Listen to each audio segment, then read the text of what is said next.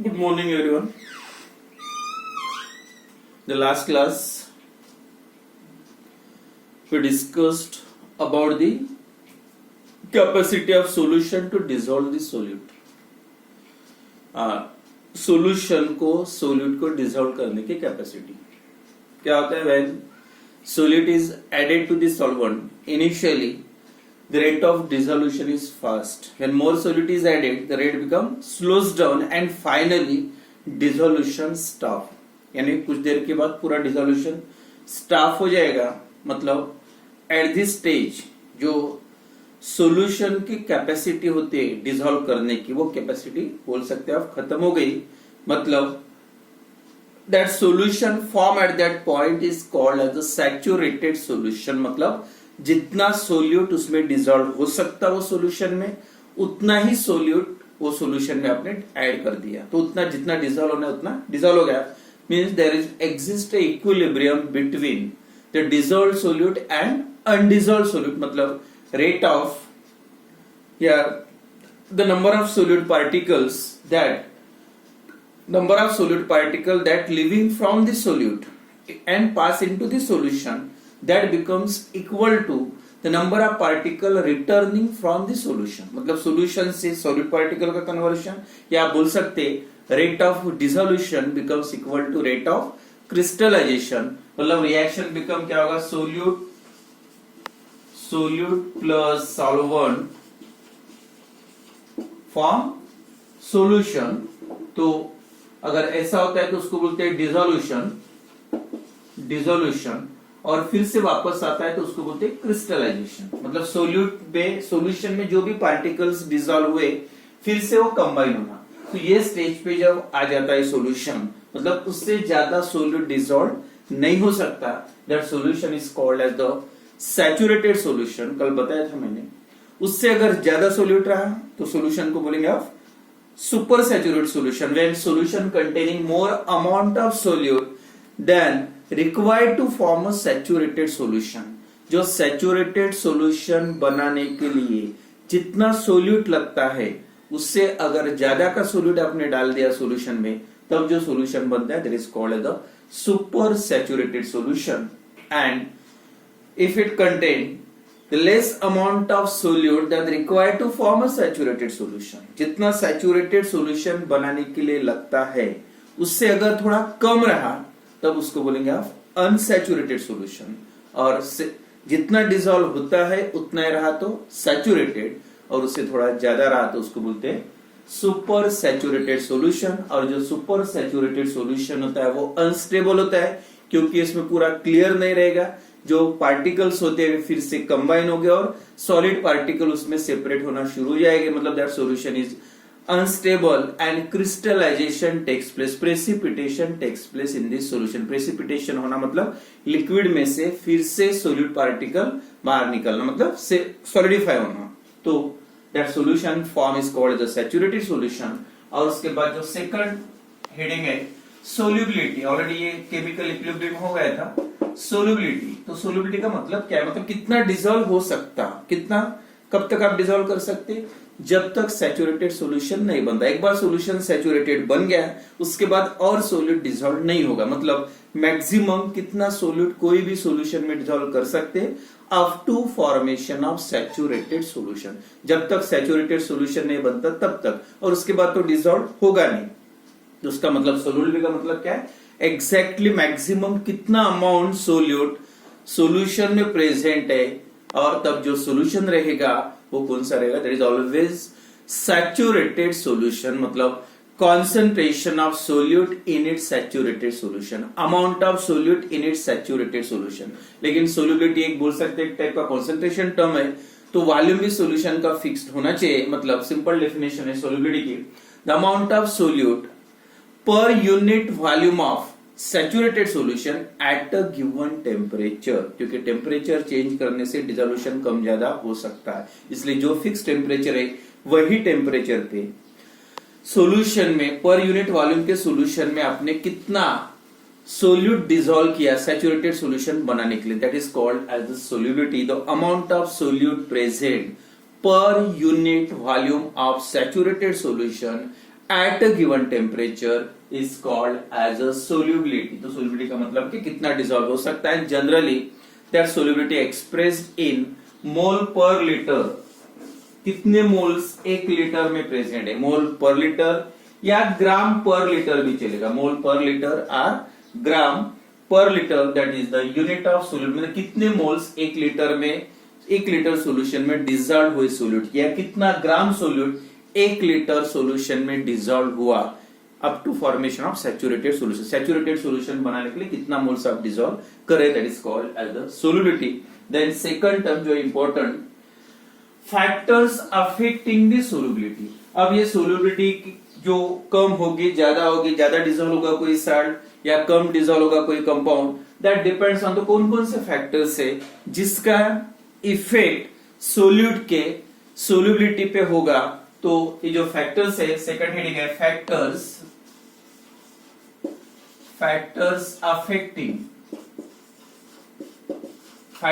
Affecting the solubility of solute in solution. तो कौन कौन से फैक्टर्स ऐसे जिसका सोल्यूट के सोल्यूबिलिटी पे इफेक्ट होगा। तो ये जो मेन 3 फैक्टर्स है इंपॉर्टेंट, फर्स्ट है nature of solute and solvent. Nature of solute and solvent मतलब जब दोनों को आप मिक्स कर रहे, एक सोल्यूट और दूसरे सॉल्वेंट को, दोनों एक दूसरे में मिक्स होने के लिए, डिसॉल्व होने के लिए, सोल्यूबल होने के लिए, तो जो फैक्टर्स डिफरेंट करता है कौन सा है, नेचर ऑफ सोल्यूट, वो सोल्यूट और सॉल्वेंट कौन से टाइप का है। तो कौन सा सोल्यूट रहा, तो आपने जैसे ऑर्गेनिक केमिस्ट्री में कैरेक्टरिस्टिक ऑफ ऑर्गेनिक कंपाउंड, उसमें आपने पढ़ा होगा, generally the organic compounds are soluble in organic solvent, या उससे रिलेटेड जो वर्ड है non polar compounds, non polar solutes are soluble in non polar solvent. और अगर सोल्यूट पोलर रहा तो पोलर सोल्यूट्स आर डिसॉल्व्ड, या inorganic compound, ionic compound that soluble in polar solvent like water. यानी polar solute रहा तो solvent भी polar होना चाहिए, नॉन पोलर सोल्यूट रहा तो सॉल्वेंट भी ना। अब पोलर और नॉन पोलर का मतलब क्या है शॉर्ट में, तो यहाँ पे वैसे आपको लिखना नहीं है पोलर नॉन पोलर, लेकिन यहाँ पे मैं थोड़ा सा क्लियर कर देता हूं what is polar and non polar. देखो मॉलिक्यूल रहेगा, जो सॉल्वेंट रहेगा, सोल्यूट रहेगा, मॉलिक्यूल्स कंपाउंड जो भी होगा, देखो फर्स्ट HCl एक मॉलिक्यूल है या कंपाउंड बोलो, और दूसरा एक मॉलिक्यूल है Cl2, Cl, इसमें ऐसे बॉन्डिंग है Cl2 molecule that is chlorine gas, और ये HCl गैस, उसमें जो बॉन्डिंग होते हैं H एंड Cl। तो HCl, ये दो मॉलिक्यूल में क्या डिफरेंस है, देखो H और Cl, और दूसरा कौन सा है Cl। तो इन दिस मॉलिक्यूल, अब इसमें देखो this molecule is non metal में, तो मॉलिक्यूल इज कोवैलेंट, और ये जब मॉलिक्यूल फॉर्म हुआ, कोवैलेंट बॉन्ड है, तो इसका मतलब covalent bond form by the sharing of electron between the two atom, दोनों में एक एक इलेक्ट्रॉन शेयर करके एक बॉन्ड फॉर्म किया। मतलब बोल सकते हैं ये जो इलेक्ट्रॉन दिख रहा है एक Cl का है, दूसरा इलेक्ट्रॉन दूसरे Cl का है। तो जब इस टाइप का कोवैलेंट बॉन्ड फॉर्म होता है, तो ये जो मॉलिक्यूल है उसमें जो दो एंड है, दो Cl, ये एक एंड और दूसरा ये एंड, दोनों पे कोई चार्जेस डेवलप नहीं होगी, कोई पॉजिटिव या नेगेटिव चार्ज या कोई पोल्स डेवलप नहीं होते, दोनों इलेक्ट्रॉन सेंटर में है, किसी के पास कोई चार्जेस डेवलप नहीं होता, मतलब पॉजिटिव या नेगेटिव, अगर वो मॉलिक्यूल पे कोई चार्जेस नहीं है तो इस टाइप के मॉलिक्यूल को बोल सकते हैं आप नॉन पोलर मॉलिक्यूल। ये मॉलिक्यूल को नॉन पोलर बोल सकते हैं। ये जो कोवैलेंट बॉन्ड है that bond is called the non polar covalent, मतलब दो पोल्स नहीं है, पॉजिटिव नेगेटिव पोल्स नहीं, मतलब नॉन पोलर मॉलिक्यूल या नॉन पोलर कोवैलेंट बॉन्ड। अगर ये सोल्यूट है तो उसको बोलेंगे नॉन पोलर सोल्यूट। ये हो गया clear.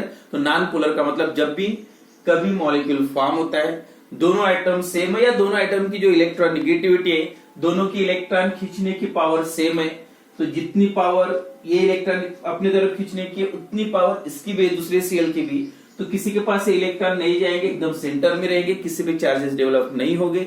Therefore this molecule is neutral molecule, neutral या नॉन पोलर मॉलिक्यूल या non polar compound, non polar.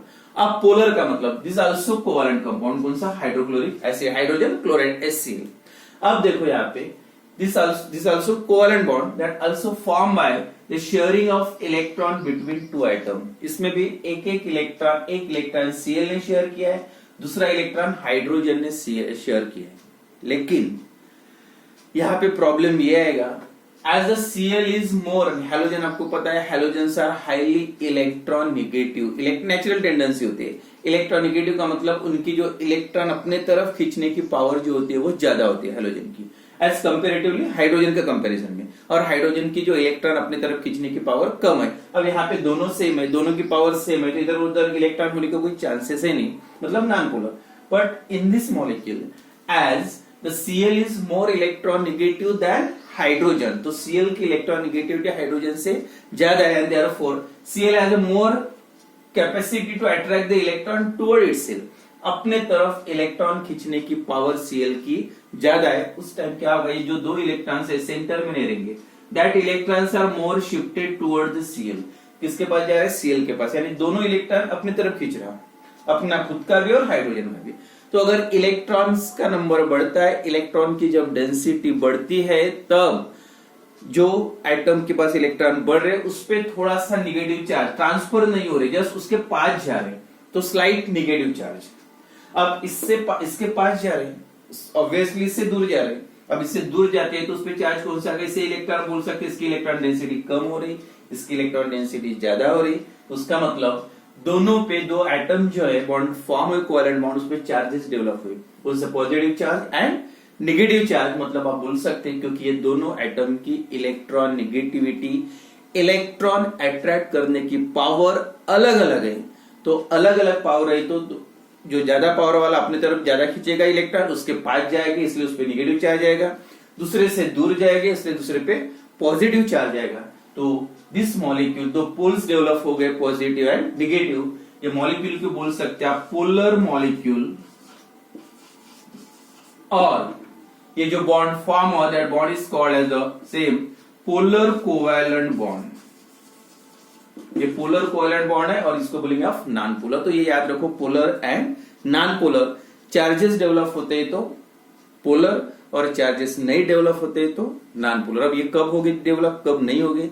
अगर बॉन्ड फॉर्म होता है तो दोनों एटम सेम है, दोनों की इलेक्ट्रॉन नेगेटिविटी सेम है, तब चार्जेस डेवलप नहीं होगी, तो उसमें दो पोल्स नहीं होगी। लेकिन दोनों एटम की इलेक्ट्रॉन नेगेटिविटी अलग अलग है, एक ज्यादा इलेक्ट्रॉन नेगेटिव है, दूसरा कम है, तब उसपे जो चार्जेस डेवलप होते हैं, तब वो मॉलिक्यूल को बोल सकते हैं पोलर कोवैलेंट मॉलिक्यूल। तो HCl पोलर मॉलिक्यूल है। सिमिलरली वाटर जो आप सॉल्वेंट यूज करते हैं, उस पे भी देखो इस टाइप का स्ट्रक्चर है, दो हाइड्रोजन और एक oxygen, H2O।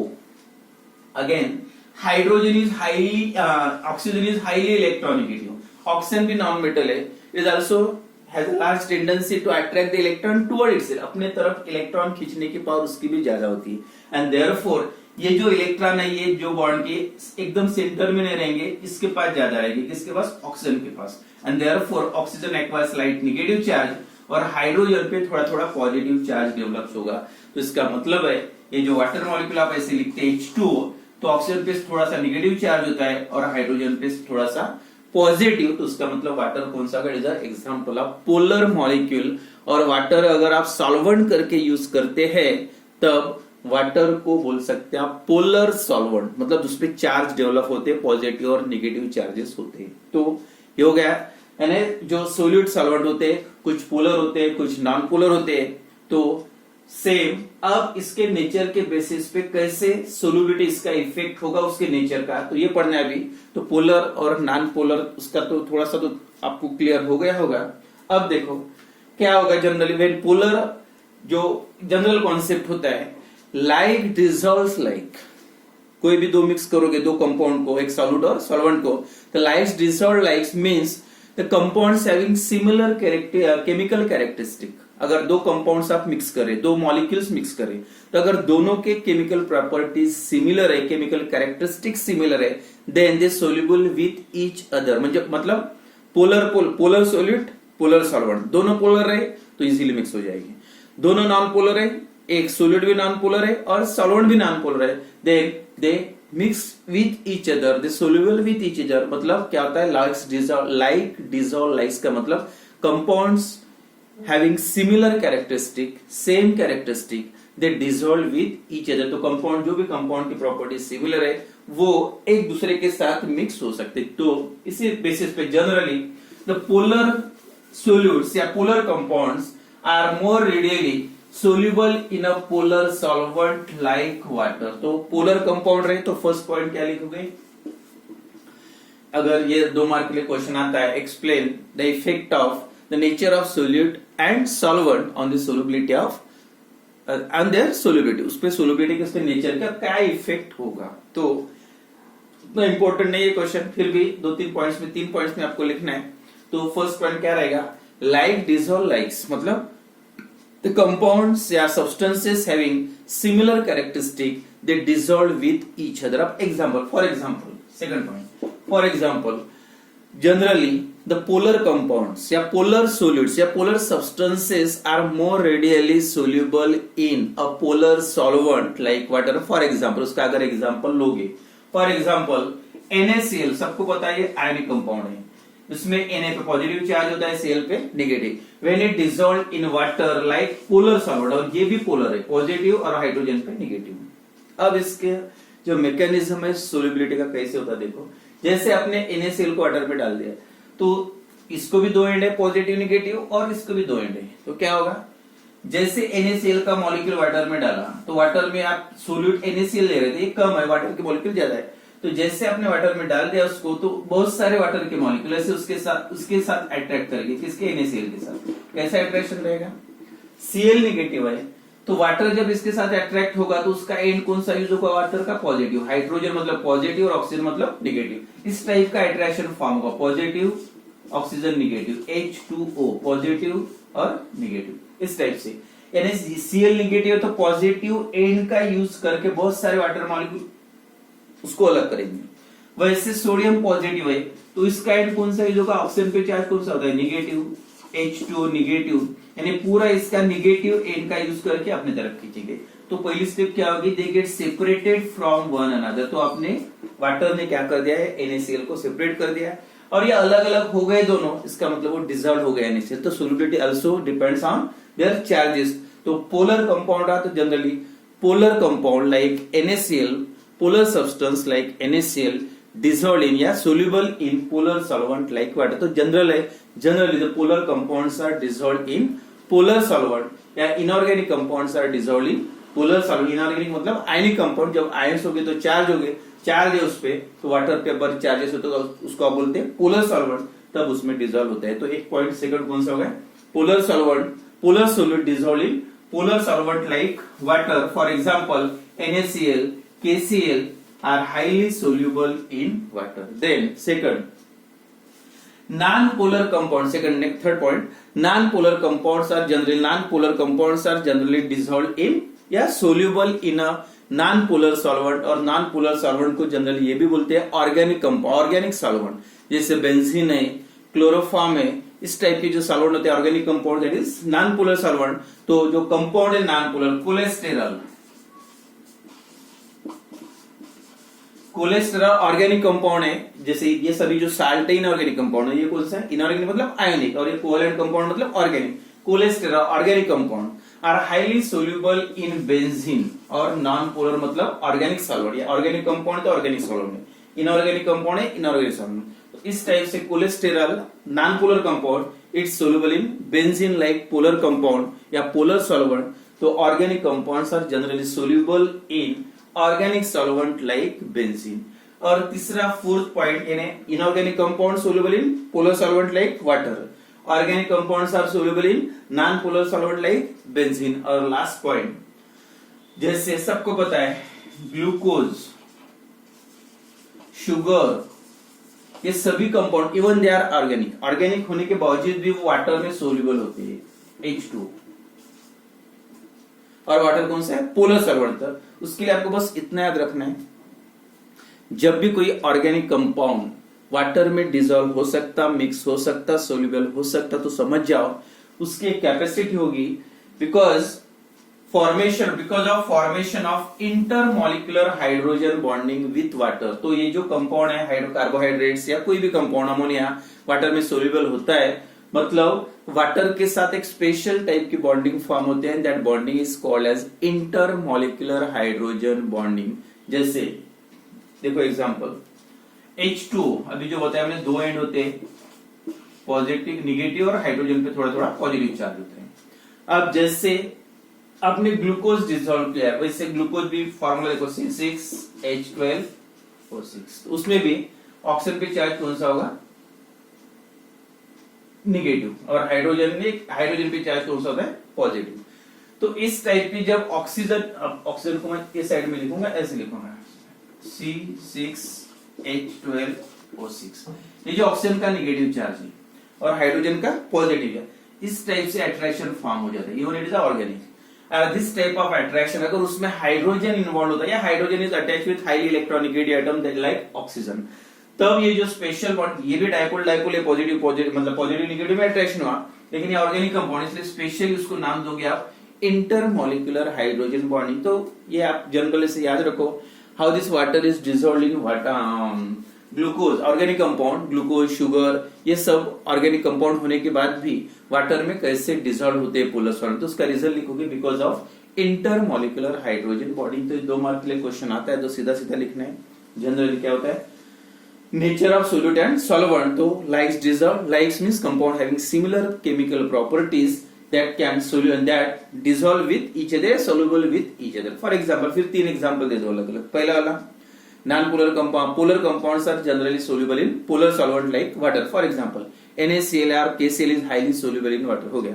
Third point, organic compounds like cholesterol, ये organic compounds are soluble in organic solvent like organic solvent. Example फिर से, cholesterol organic compound is highly soluble in benzene organic solvent. और तीसरा point, carbohydrates like glucose, sucrose, these compounds are soluble in organic solvent like benzene. तो ये 2-3 points में आप complete कर सकते। व्हाट इज द मतलब effect of solute, nature of solute and solvent on their solute. तो ये फर्स्ट पॉइंट है। एंड देन सेकंड है, that is number 2, effect of temperature. अब सबको पता होगा टेम्परेचर का इफेक्ट क्या होगा सोल्यूट के सोल्युबिलिटी पे। तो जनरली आपको जैसे कोई भी कंपाउंड आप वाटर में डिसॉल्व करते हैं, एट नॉर्मल टेम्परेचर पे थोड़ा ऐड करो, और सेम सॉल्वेंट लेके वाटर में एक बीकर में या कंटेनर में शुगर लो थोड़ा सा, और दूसरे बीकर में सेम वाटर में शुगर, एक को हीट करो और एक को हीट मत करो। तो जिसमें ज्यादा हीट करोगे वो ज्यादा जल्दी इजीली डिसॉल्व होता है, मतलब सिंपल सा है। Temperature increases, solubility generally increases. तो इसका पूरा इफेक्ट क्या होगा, टेम्परेचर का इफेक्ट सभी सोल्यूट पे सेम है या अलग अलग है, दैट विल वी सी।